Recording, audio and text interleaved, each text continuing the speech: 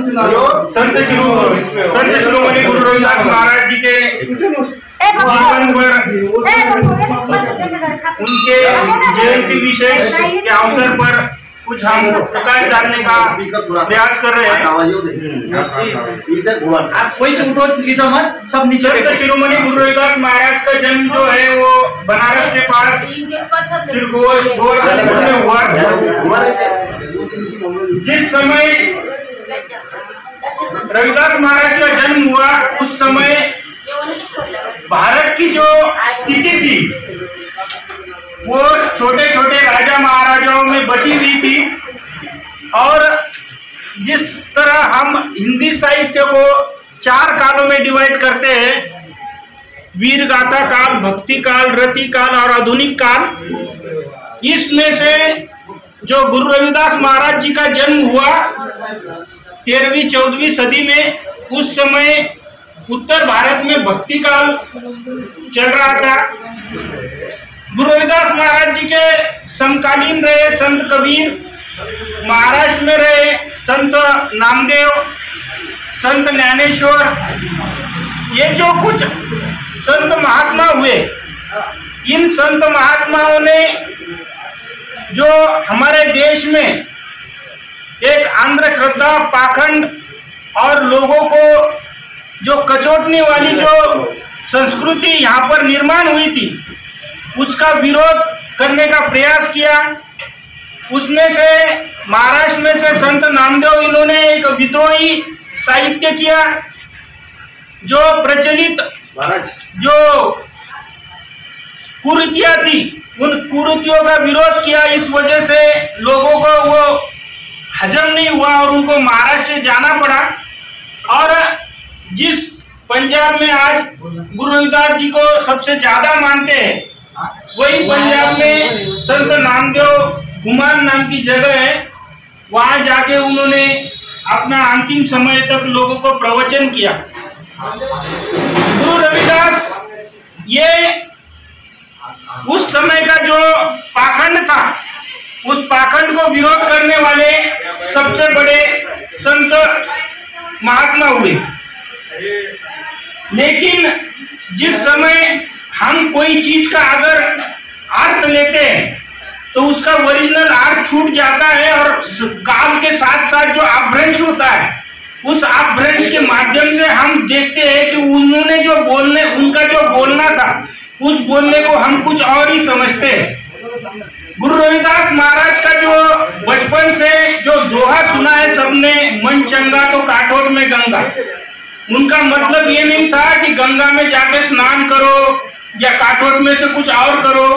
लोगों में जो कुछ पाखंड था, लोग दिन रात मेहनत करते थे, मजदूरी करते थे, अपने जो चमड़ा उद्योग था वो काम करके जो कुछ वो जो ये थे पंडे पुजारी थे, उन पंडे पुजारियों के चक्कर में पड़ के अपना पूरा धन बर्बाद कर देते थे।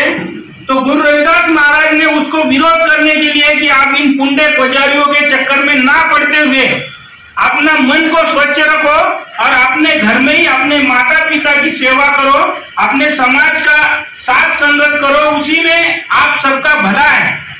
इस ब्राह्मण के और पंडे पुजारियों के चक्कर में न पड़ने के लिए उन्होंने ये दुआ बोला, मन चंगा तो काठोट में गंगा। लेकिन लोगों ने उसका कुछ और ही मतलब निकाल लिया और लोगों को भटकाते रहे।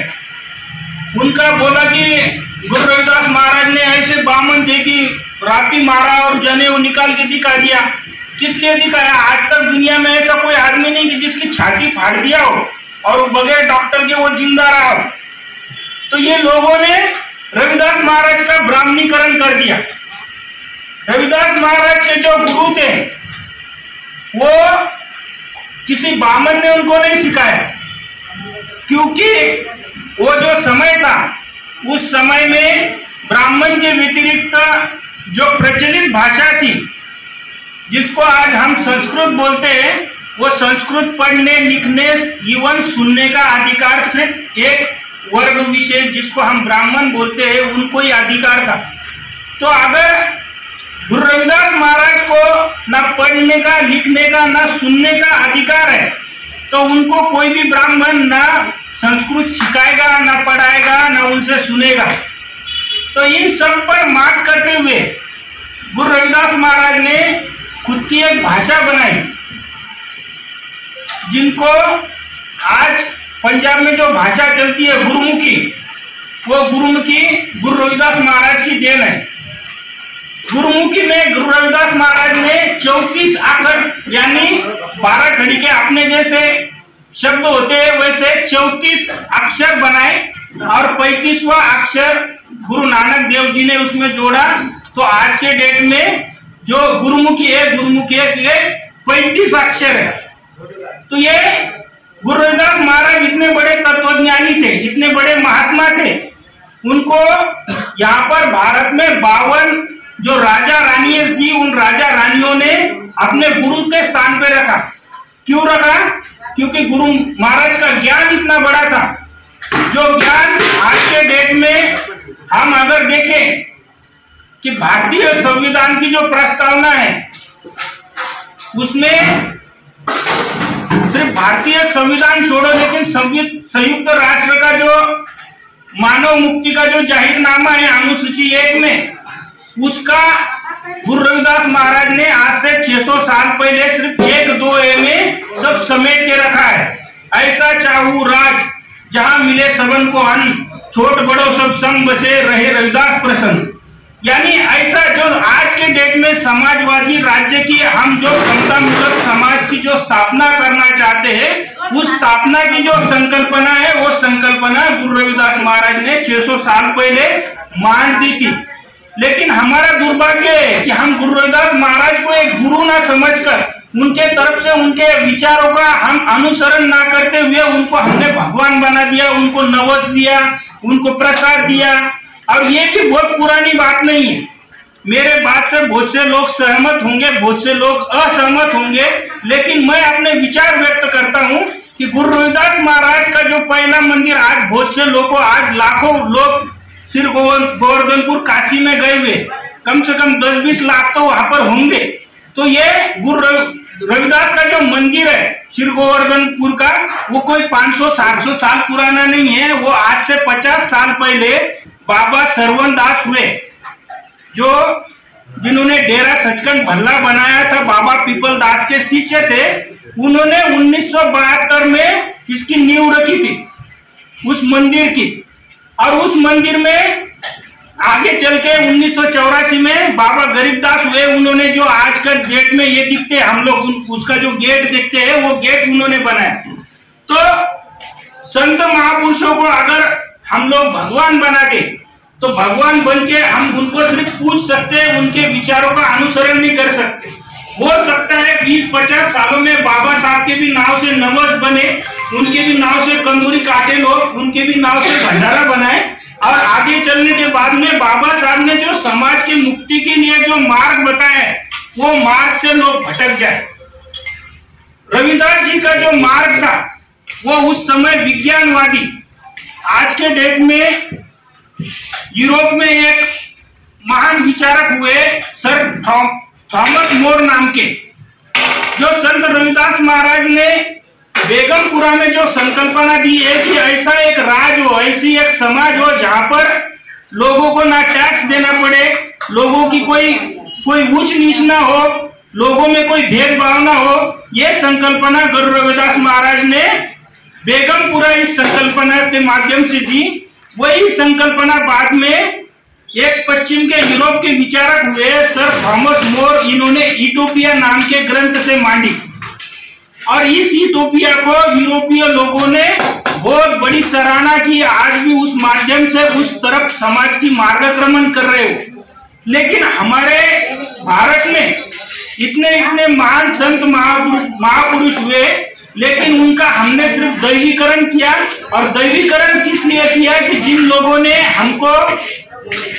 लोगों के खिलाफ जो भी संत महापुरुष लड़े, जिस विचारधारा को खत्म करने के लिए उन्होंने अपने विचार, अपना जीवन त्याग दिया, उन्हीं के विचारों को आगे बढ़ाने के लिए हम उनका दैवीकरण कर देते हैं। ये उसी ब्राह्मणी व्यवस्था को पोषक है, जिस ब्राह्मणी व्यवस्था को तोड़ने के लिए संत रविदास हो, संत कबीर हो, संत नामदेव हो, संत तुकाराम हो, इन्होंने अपनी जान लगा दी। इन लोगों को, जिन लोगों ने इस व्यवस्था के खिलाफ विद्रोह किया, इस विद्रोह को दबाने के लिए इनको तो वो चुप नहीं करा सके, इसलिए इनका मर्डर कर दिया उन लोगों ने।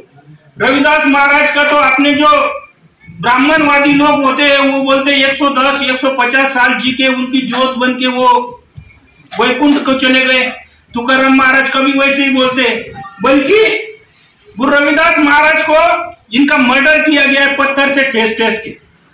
तुकाराम महाराज जी को पत्थर से बांध के नदी में बुड़ा दिया कि उनकी लाश भी ना मिले, और बोला वो वैकुंठ को जा रहे हैं। वो उन्हीं को दिखता है जो एक बाप का है, 12 बाप का है, उसको नहीं दिखेगा।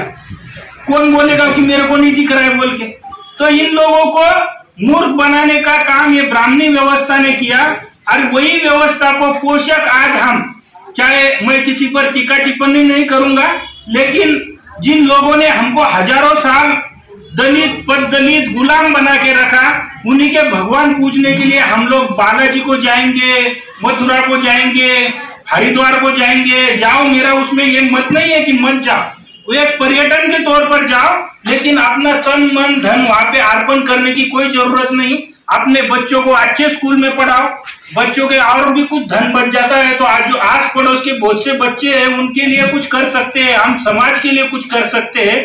तो ये जो संत महापुरुषों की जो विचारधारा है, जो समाज के प्रति एक समता मूलक समाज बनाने की उनकी जो विचारधारा थी, उस विचारधारा को आगे बढ़ाते हुए हम लोगों ने अगर कुछ कार्य किया तो ये जो भी हम संत महापुरुष की जयंती या पुण्यतिथि मनाते हैं उसका कुछ सार्थक होगा। इन्हीं 2 शब्दों के साथ मैं अपनी वाणी को विराम देता हूँ। जय दुर्गा, जय जी।